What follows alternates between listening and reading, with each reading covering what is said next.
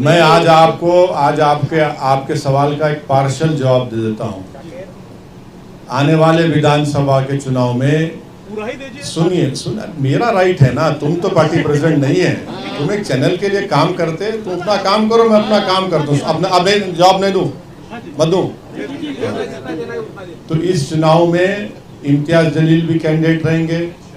इस चुनाव में इंशाअल्लाह ताला इम्तियाज जलील के साथ मुफ्ती इस्माइल रहेंगे, फारूक शाह रहेंगे और हमारे शोलापुर के फारूक साहब भी रहेंगे और हमारे मुंबई के सदर रईस लश्करिया रहेंगे।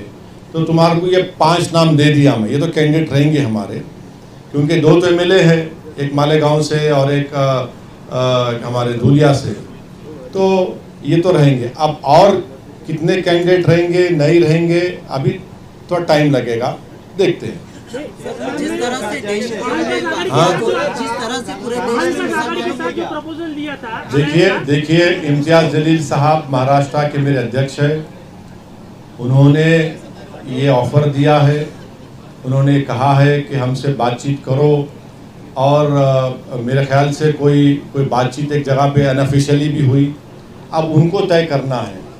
अब सुन लीजिए, अब क्रॉस क्वेश्चन मत करिए, हम तो बोल चुके, हमारा स्टैंड क्लियर कर चुके हैं, ये उनको तय करना है।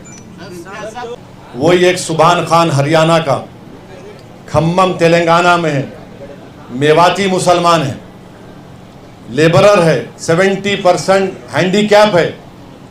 सुभान खान बुलडोजर चला के ये अपने जेवीसी को चलाकर 9 लोगों की जान बचा कर लाया।